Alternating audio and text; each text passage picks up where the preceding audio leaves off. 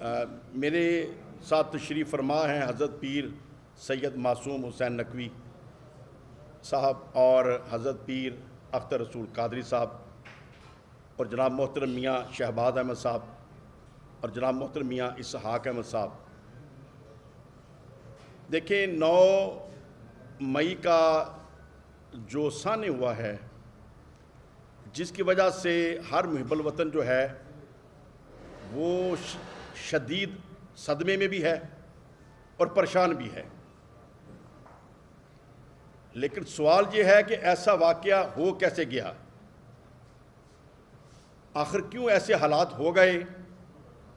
کہ ہمارے پرامن شہریوں نے، ہمارے بچوں نے فوج کی یونیفارم دیکھ کے گاڑی کے اوپر روڑے مارنے شروع کر دیے؟ نہ صرف لاہور میں، مختلف کئی شہروں کے اندر فوجی نشانیوں کو، ان کے مجسموں کو، ان کی یادگاروں کو توڑ پھوڑ کا شکار کیا گیا، نظر آتش کیا گیا۔ اور جناح ہاؤس کی جہاں بات کرتے ہیں، کور کمانڈر ہاؤس لاہور کی بات کرتے ہیں، تو قائد اعظم رحمۃ اللہ علیہ کی نشانیاں تو ہمارے لیے معتبر ہیں،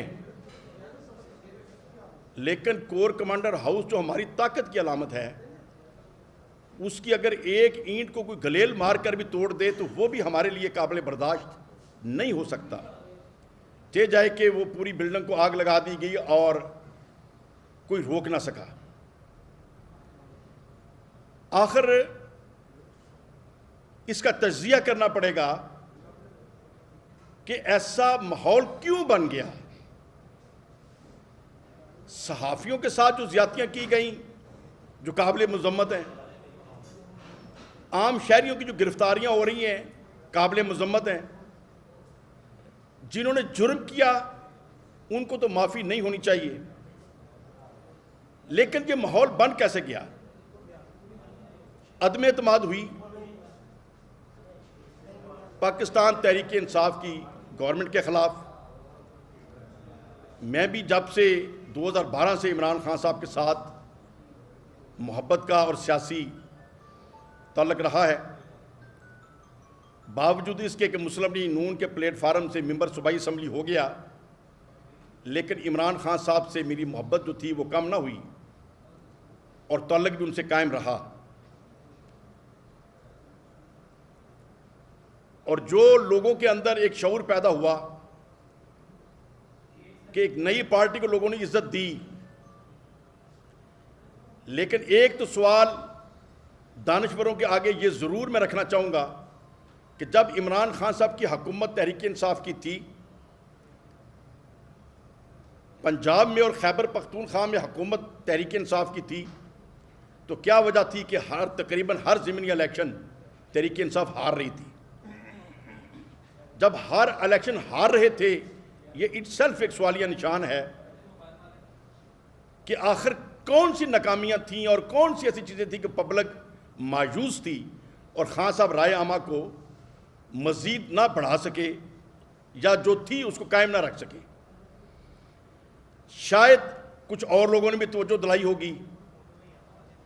لیکن میری نظر میں واحد ہوں جس نے اسپیشل ٹائم لیا خان صاحب سے اور وزیر اعظم ہاؤس میں جا کے اس بات کی طرف توجہ دلائی، اس کے اوپر کام کرنے کا، سوچنے کا ریکویسٹ کی۔ خان صاحب نے میرے سامنے وزیر اعظم ہاؤس میں اپنے ایک ذمہ دار کی ڈیوٹی لگائی کہ شرک پوری صاحب سے ٹائم بناؤ اور اس چیز کو ڈریس کرو، اور وہ میٹنگ بھی رکھی گئی۔ چودھری اعجاز صاحب کو بھی میسج آ گیا میرے حوالے سے، لیکن اس کے بعد اس کے اوپر کوئی کام نہ ہوا۔ اور پھر جب خان صاحب کی گورنمنٹ ختم ہوتی ہے تو ایسی مقبولیت پبلک کے اندر آئی کہ جو وہ بھی اپنی جگہ پہ اپنی مثال آپ ہے، لیکن جو عدم اعتماد ہوئی، جن دنوں میں بہت زیادہ قریب تھا عثمان بزدار صاحب کے بھی اور عمران خان صاحب کے بھی، اور جب بھی کبھی میں نے خان صاحب سے ٹائم مانگا پرائم منسٹر ہاؤس کے اندر، 10-15 دن کے اندر اندر مجھے کال آ جاتی تھی اور کوئی نہ کوئی ایشو جو میرے مائنڈ میں ہوتا تھا میں گزارش کر چھوڑتا تھا۔ لیکن جب عدم اعتماد ہو گئی، اس دوران بھی میں ان ٹچ رہا اور ذاتی طور پہ خان صاحب کو میں نے لاہور میں کہا کہ سر مرکز کے حالات بھی کمزور ہو رہے ہیں اور صوبے کے بھی کنٹرول سے باہر ہو رہے ہیں، زرداری صاحب جو کر رہے ہیں، شہباز شریف جو کر رہے ہیں، ان کا تو حق ہے، لیکن ہمارا حق ہے کہ ہم اپنے ساتھیوں کو اکٹھا کریں اور علیم خان صاحب کو راضی کرنا چاہیے، جہانگیر ترین صاحب کو راضی کرنا چاہیے۔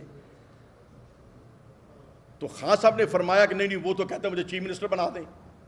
میں نے کہا سر وہ ان کی ایک الگ خواہش ہو سکتی ہے، لیکن عثمان بزدار صاحب ڈیوٹی لگائیں، میں ساتھ چلتا ہوں، میاں اسلم اقبال چلیں ساتھ، محمود رشید صاحب چلیں، ہم گھر جا کے منا لیں گے،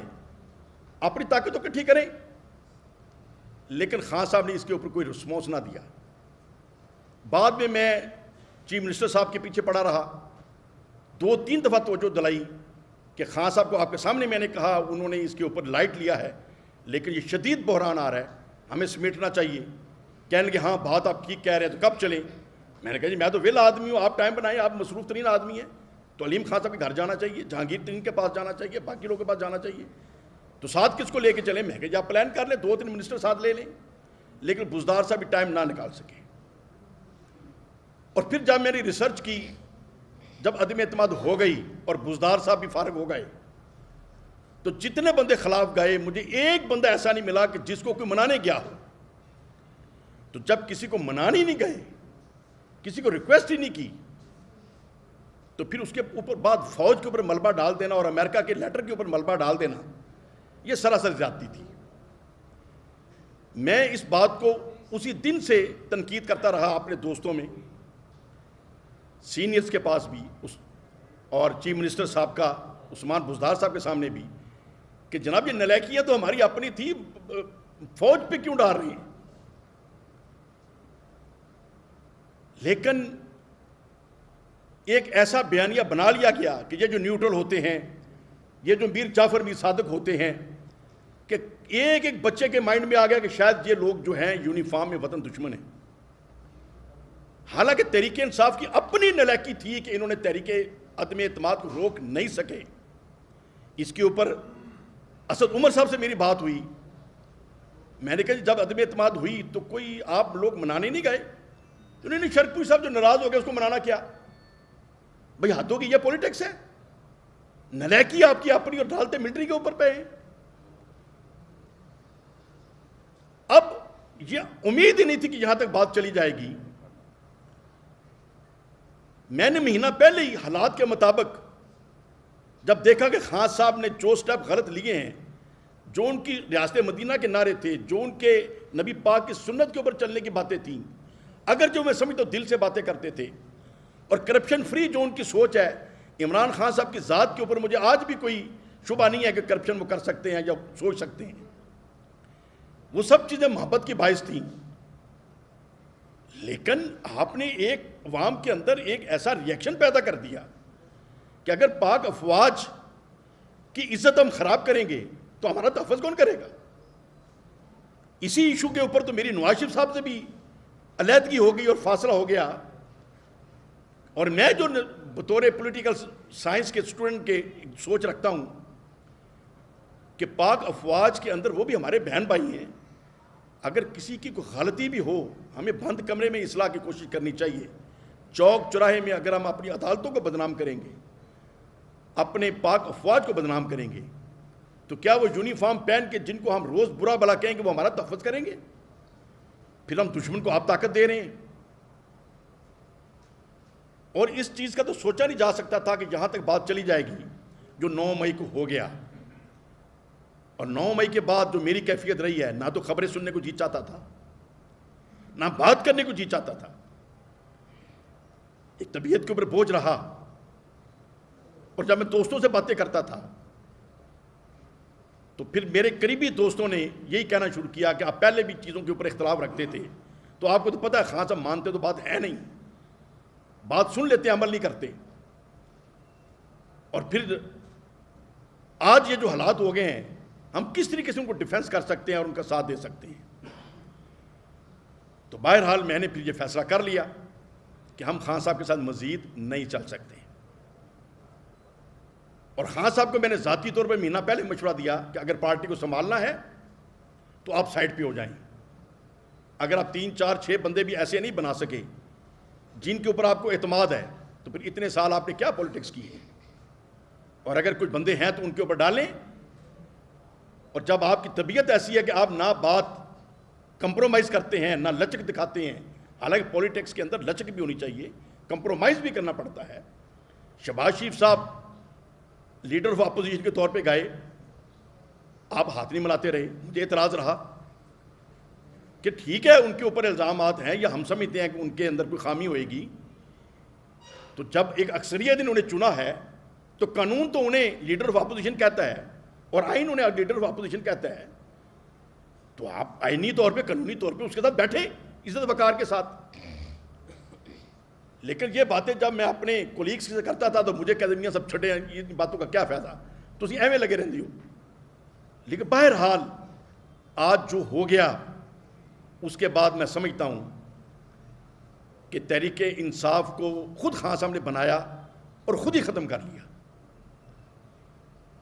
لیکن میں عوام پاکستان، اپنے نوجوانوں کو، اپنے دوستوں کو یہ میڈیا کے ذریعے یہ سوال چھوڑنا چاہتا ہوں. بات تو شروع ہوئی تھی عدم اعتماد سے کہ یہ عدم اعتماد ان میر جعفروں نے کیا.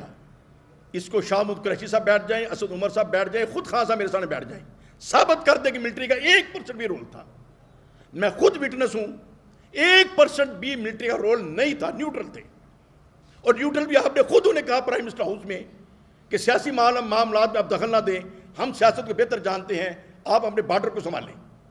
کیا یہ عمران خان صاحب نے خود چیف آف آرمی صاحب کو نہیں کہا؟ جب خود کہا تو انہوں نے ایک پالیسی بنا لی، اس کے بعد آپ سنبھالنے جھکے نہیں تھے